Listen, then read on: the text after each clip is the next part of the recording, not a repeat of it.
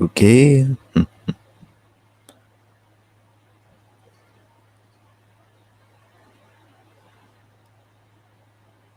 Okay.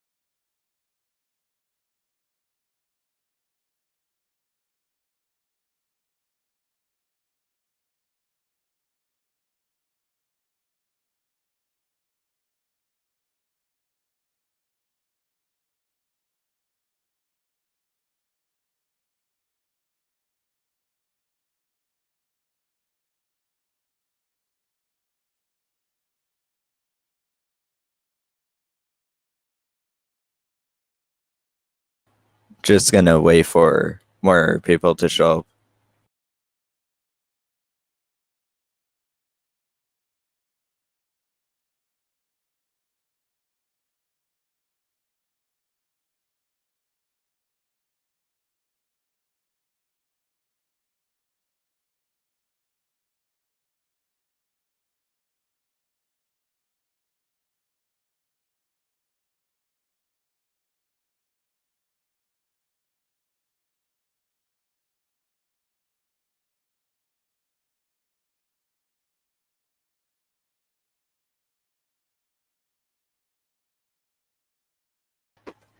Okay, so for now, I am going to start out with.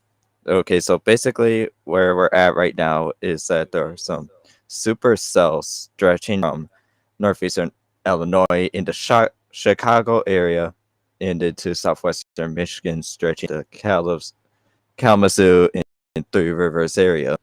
That's going to eventually congeal into a MCS and potential um, derecho over this region here.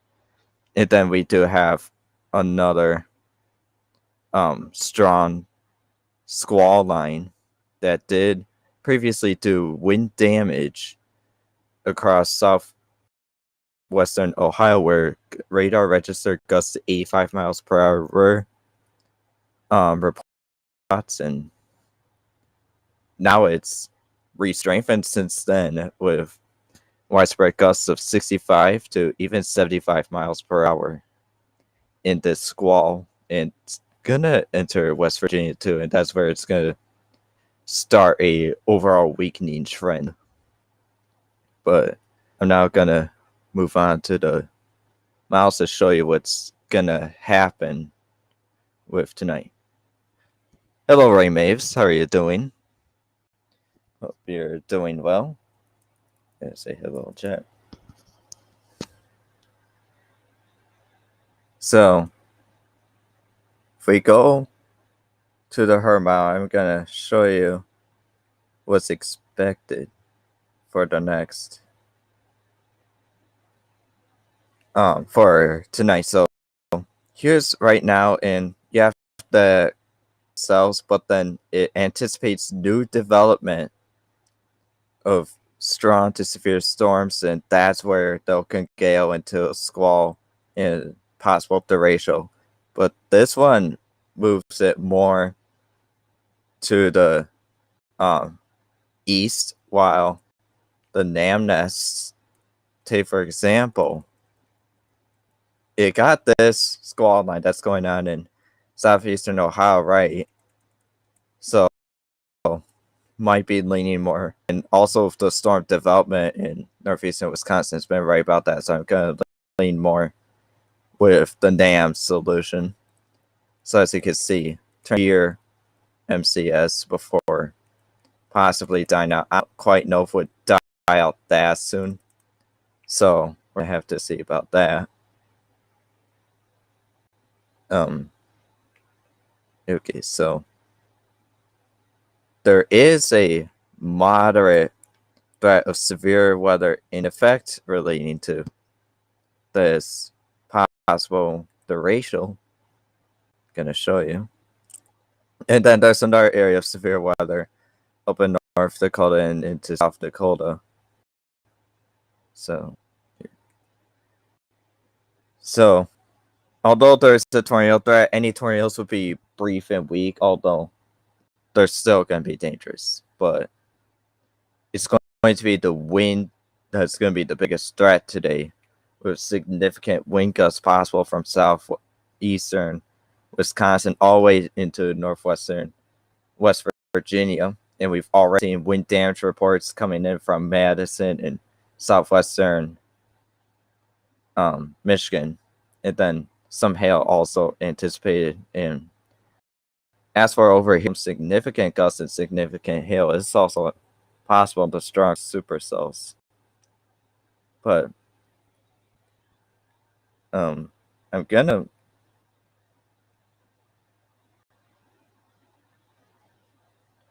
any guess on the tornado threat? I'm gonna get to that pretty soon, and I'm gonna show you the models, so then I'll give you my thoughts on the situation.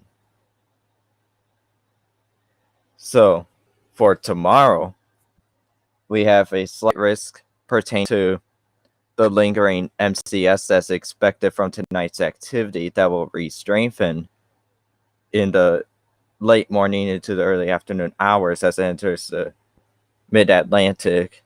Although the Storm Prediction Center has been talking about expanding the slight down to South Carolina because some models do depict it going into South Carolina, the possible upgrade to enhanced risk somewhere in that region. So again, and then also slight risk of severe weather tomorrow pertaining to severe convection that will form along the cold front here, and then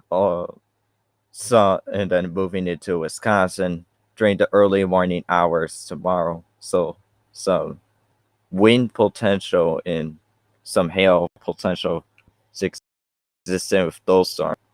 Wind is going to be your biggest threat down here, although you may see tornado 2 and also another pocket of tornado 2 over here. So and then the convection that forms here tomorrow is going to really shape up what will happen on Wednesday, which is going to be looking to be a pretty significant day. So now I'm going to hop on over to the models to show you what they show for tomorrow. So her model, then 18Z, almost to the 00Z update. Okay, so skip. So as you can see, around at 9 p.m. tomorrow, you see some strong to severe storms begin to develop in the southwestern into central part of Iowa. Then 10, 11, 12. And then more convection, especially in Nebraska, which would be, and it's it's training. So I also expect a flash flooding risk in addition to multiple rounds of damaging winds and hail where they do hit. And then 3 so 1 a.m., 2 a.m., 3 a.m., 4 a.m. Then you see a overall weakening trend by 5 a.m., although a couple strong cells are still possible in the strongest cells. And then 7 a.m.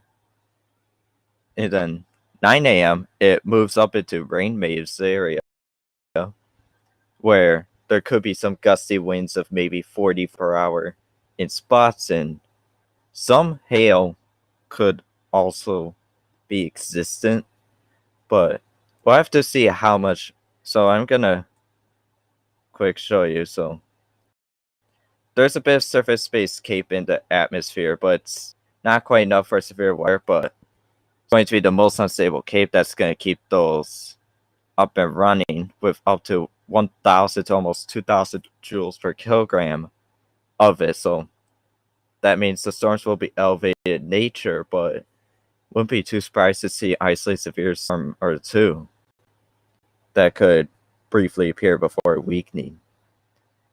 So then 10 a.m., 11 a.m., 12. At 1 p.m. you start noticing this line of convection, although that's not going to be the main star. Although that's going to be where the convection will start.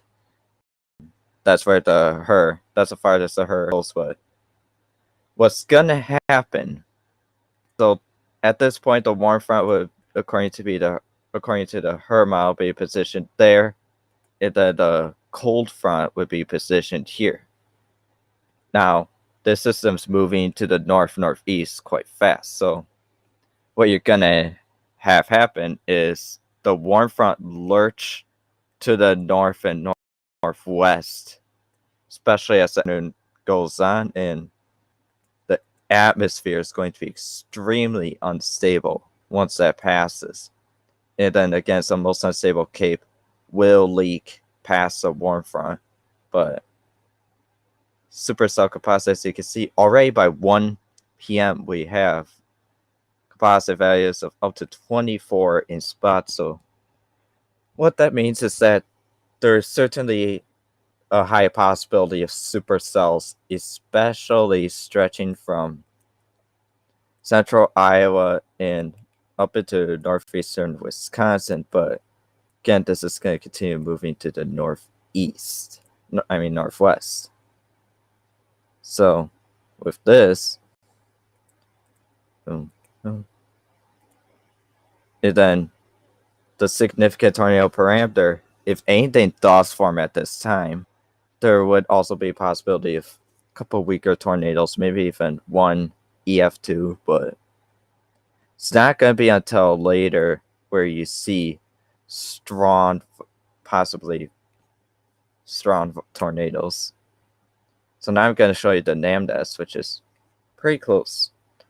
So now the NAMDAS, though, would not bring nearly as much morning convection up into Wisconsin, but we'll see how that sets up. But you'll notice, especially by 2 p.m.,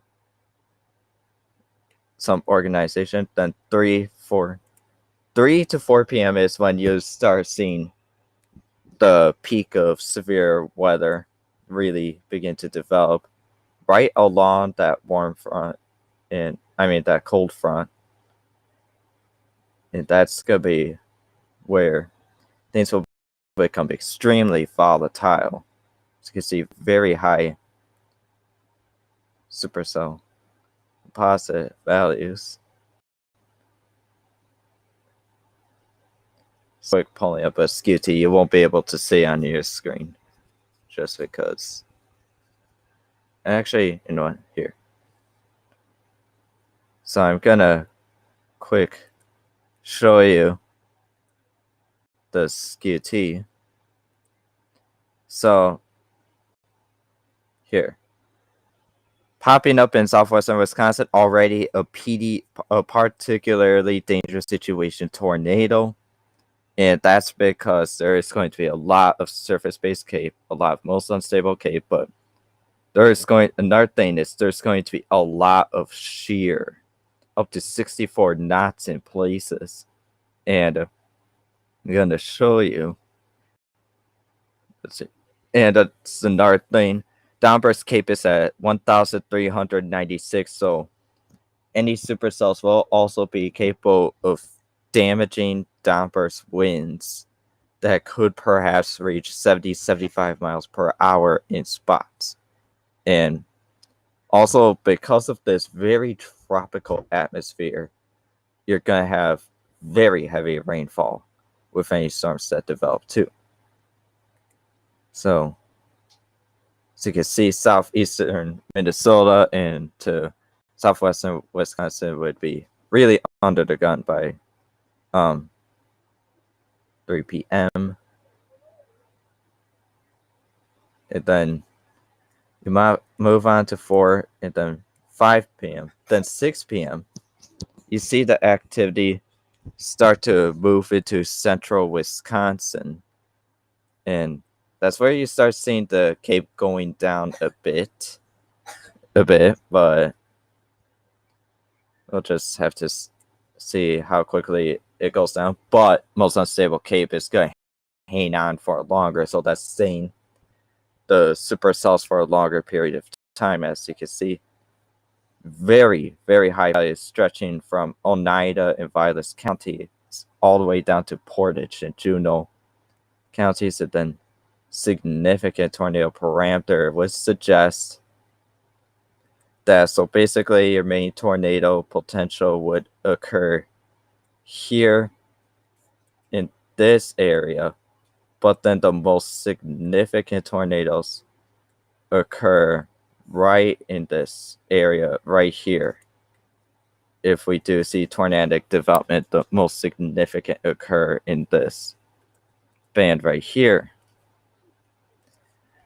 Although, again, still many uncertainties.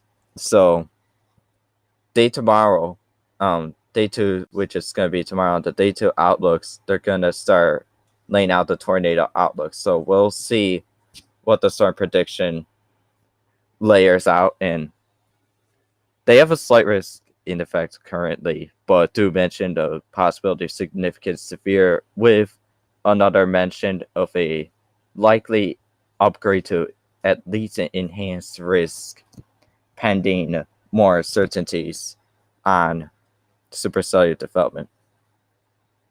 You'll notice you may be asking, well, what is helicity?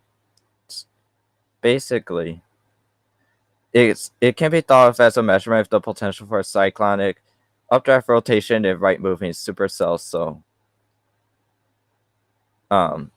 with these values, that suggests that there should be, at the very least, at least 1 or 2 stronger tornadoes. Although any supercells that can sustain themselves for long enough will definitely be capable of dropping multiple tornadoes, some of which again could be in the EF3 range, and maybe, just maybe, EF4. We'll have to see, but don't take my word for it just yet.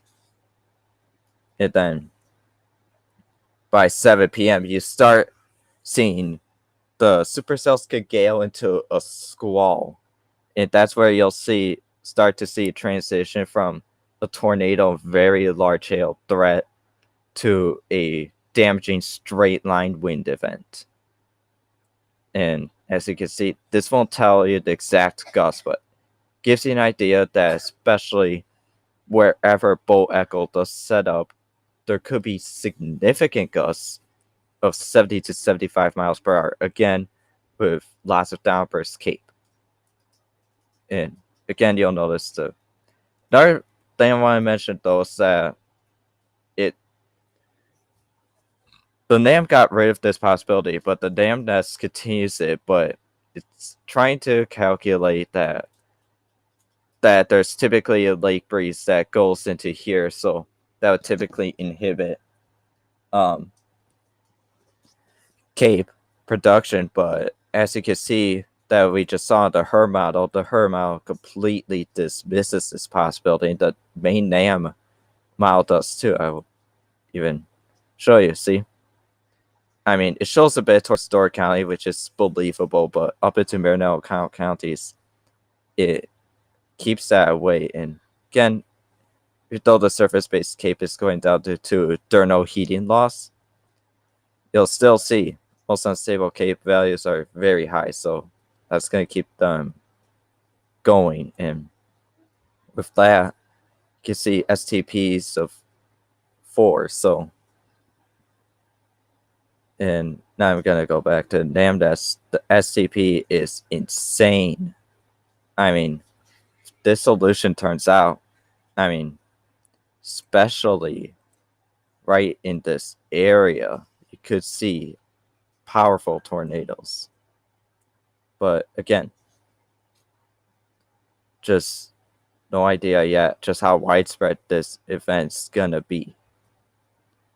So 8 p.m. it then you'll notice by 8 p.m. it starts entering into Marinette, Oconto counties and down into Dane. It then we do have more supercells in Iowa, northwestern Missouri, and into eastern Kansas, and they also have a very unstable atmosphere. So storms will form along and just ahead of the front, just like up here. And then again, most unstable cape is just gonna be absolutely insane. Although the tornado threat down here is not expected to be as intense, they'll have more of a large hail and localized damaging wind threat with maybe a few weaker tornadoes. But the main tornado threat is expected to be up in southeastern Minnesota, especially into central and northern Wisconsin. So here we have 8 p.m., 9 p.m., 10 p.m. Then you start seeing by 1 a.m. the activity just starts dying off as it enters lower Michigan. So to basically give you an idea, so if you're asking me where the most tornadoes are expected, expect them to mainly form right in this area. And then for damaging winds, expect them to here. So tornadoes would be mainly in this area right here, and then damaging wind and large hail potential would extend up into here, especially. And then now another thing is that Iowa, Nebraska, Iowa into northwestern Missouri will see the highest potential for very large hail, but some large hail can still occur up here with decent mid-level lapse rates. So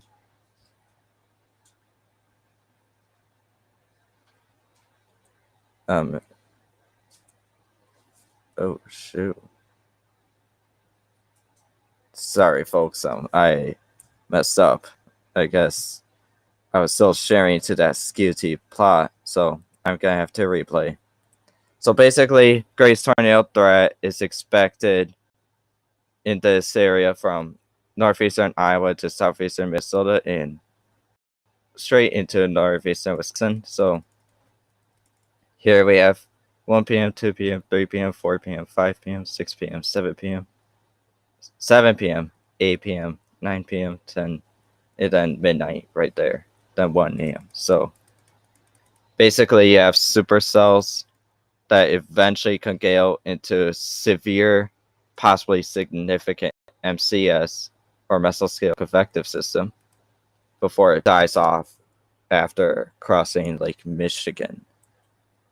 So, does anybody have any questions? So,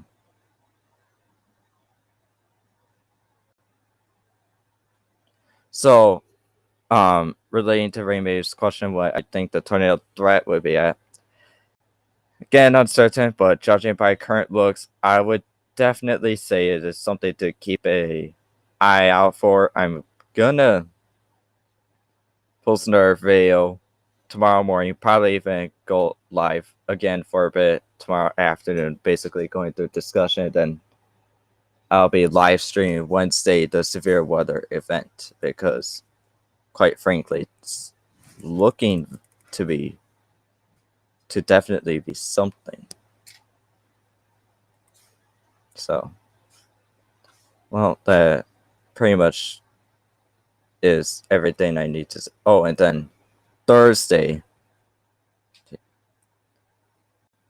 Thursday, um, the threat is gonna expand it into Pennsylvania. So you'll see. Need to move one more region. There. So Thursday, we'll see the possibility of again the same thing of Wednesday, where it supercells initially before it could get into brief organized squall and then die now. So heads up that especially right in this area, you're going to see the highest potential of severe weather. And this is just an approximate drawing. It's not actually what's anticipated. So, well, that concludes it. So,